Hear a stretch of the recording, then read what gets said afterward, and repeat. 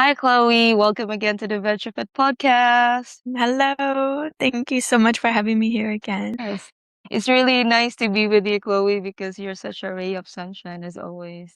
And yes, I think in the US right now it's summertime, right? Yes, yeah, I'm in Canada and it is summer. We just are at the start of August, so days are getting a little shorter. Some cooler weather is coming. Right now, it's supposed to be rainy season for us, but because of the El Nino phenomenon, it's still hot. Like there are times it's really hot, and then there are times that it's really raining, like the whole throughout afternoon to evening. And I think some other parts of Europe, for example, they're also having heat waves. So right now, we're gonna be talking about living well through the heat. Yeah. Ayurvedic guide, especially for people with chronic conditions. So right now it's really hot. Even for me, it's nighttime, but it's still really very hot, Chloe. So I'm sure, I don't know with you, it's 8:30 in the morning. I don't know how hot that is, but I hope it's tolerable. So, Chloe, in the Ayurvedic perspective, what does heat really mean? And what does it matter for people who are having chronic condition? Yes, so there has been multiple heat waves here this summer, and everyone is being affected by them, whether you have chronic conditions or not. There is a draining component, it's uncomfortable, the body's responding in different ways. And for people already living with chronic conditions, there may be an increase in symptoms during these times of extreme heat.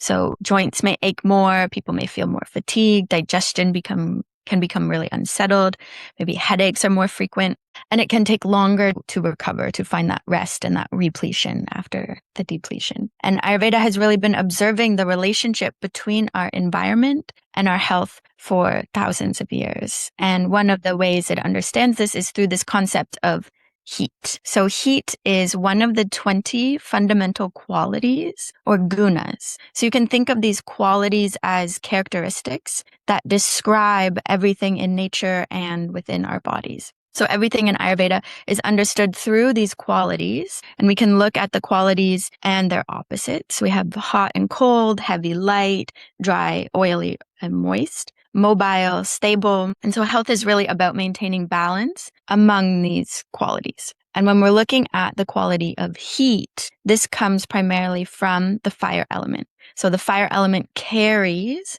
the quality of heat. And the fire element also carries the qualities of sharp, penetrating, light, dry. And so when fire combines with a small amount of water, it forms the energy of Pitta dosha. So dosha just means energy. And so when doshas are created from specific combinations of the five elements, and each combination creates a different energy. So we have Pitta dosha, which is water, a small amount of water, and fire element creating the energy of transformation. Vata, air and ether, is the energy of motion. Kapha is the energy of cohesion or binding, that's earth and water. And you can think of the small amount of water mixing with fire like the wax of a candle. So it's containing and sustaining the flame rather than extinguishing the fire.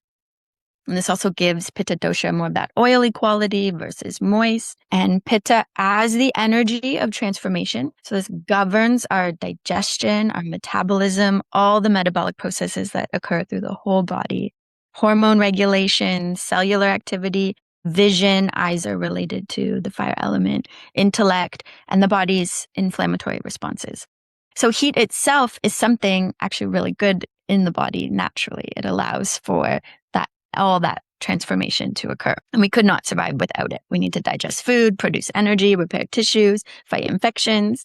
And when Pitta is in balance, we experience that strong digestion, clear thinking, courage, determination, sense of purpose, joy, discernment, and of course the healthy metabolism and all of those other components of transformation. And so when we see Pitta dosha or excess heat in excess, This is where we start to see the symptoms like excess inflammation, acid reflux, skin irritation, flushing, heat intolerance, loose stools, irritability, frustration. So you can see all those fiery emotions, anger, resentment, criticism, inflammatory digestive reactions. And for people living with chronic conditions, this becomes especially important because many chronic illnesses already involve ongoing inflammatory processes where Pitta dosha has been or is currently in excess. And so Ayurveda isn't simply asking whether inflammation exists, it's asking why the body has become more prone to creating it and how we can gently restore balance before symptoms continue or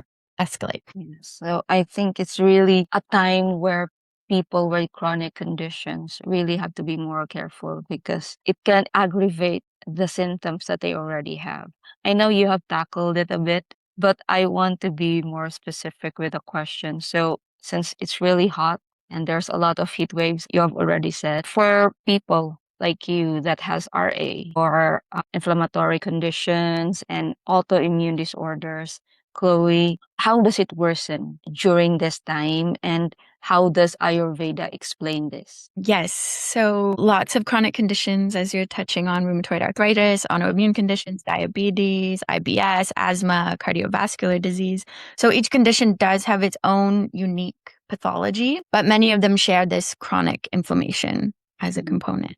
And because Pitta dosha governs the inflammatory process, excessive environmental heat can add additional stress on an already sensitive or stressed or overworked system. So Ayurveda recognizes that we are constantly influenced by our environment.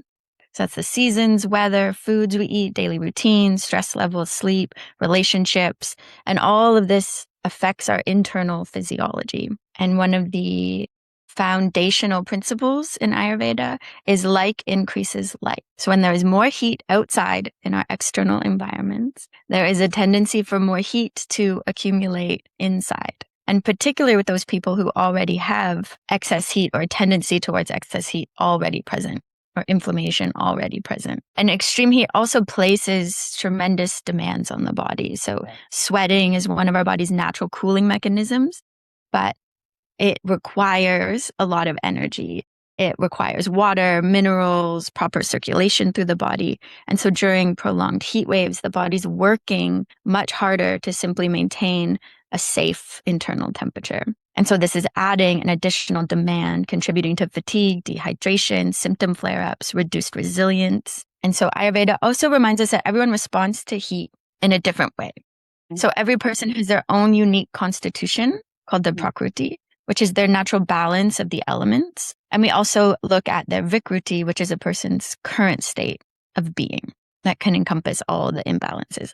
And so when we look at both together, along with diet, lifestyle, stress, sleep, digestion, habits, we begin to understand why one person develops more inflammation and another person does not.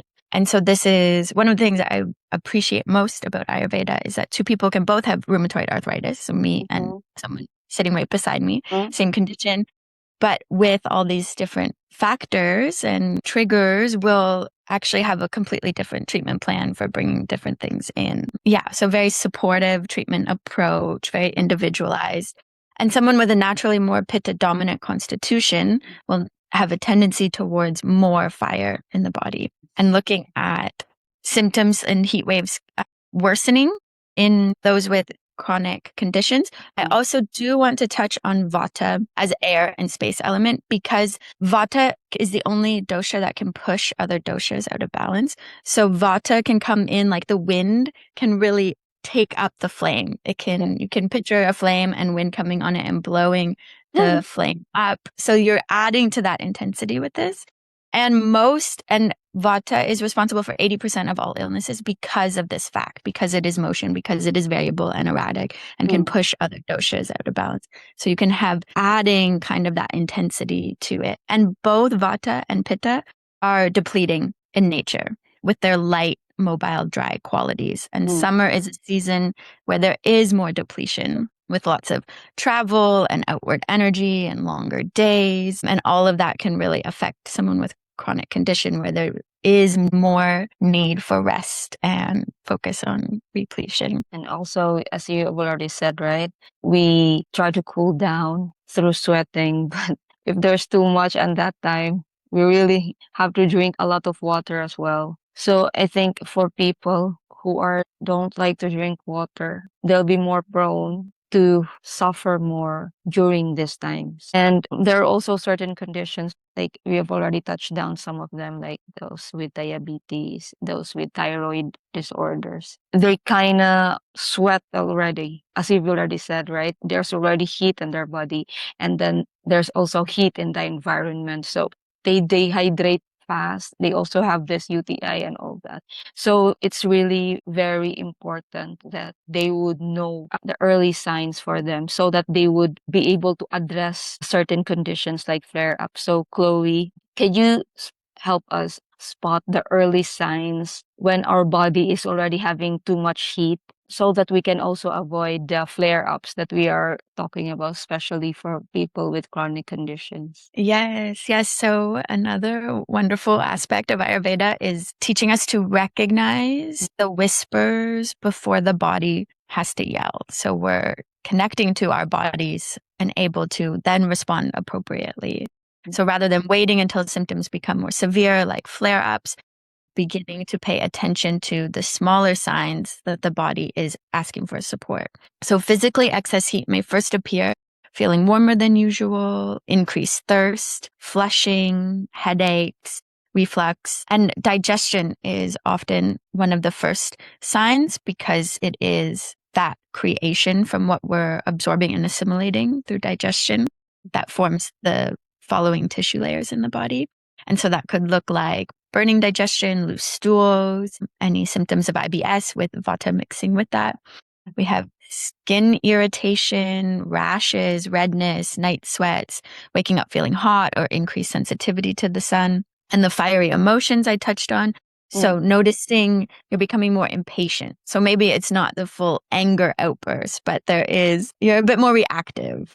Maybe more easily frustrated, more critical, competitive, feeling as though everything is suddenly overwhelming. And so sometimes the earliest signs aren't really symptoms at all. They're changes in behavior. And that's where it comes with that awareness of tuning into the body, listening to the body. Okay.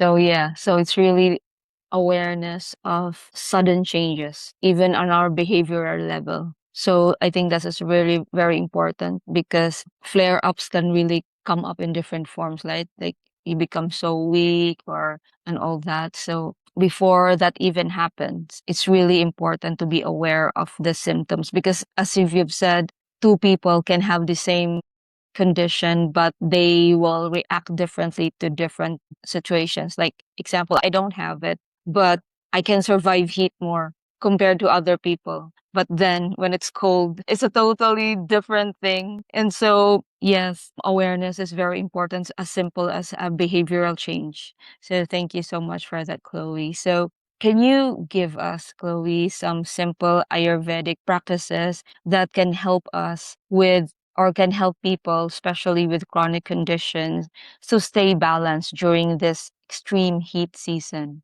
Because I think it's really a world thing right now. Yes. And so everyone is trying to bring in more cooling components. And Ayurveda offers tools that are simple, that are practical, effective, can easily be woven into everyday life. And you did touch on hydration and how some people may not enjoy drinking water. And so really expanding that idea of how are you hydrating? So it's not just the water that you're drinking. And sometimes people are drinking lots of water but still feel thirsty. So it's also about how the body's absorbing and utilizing the water and thinking about replacing the minerals.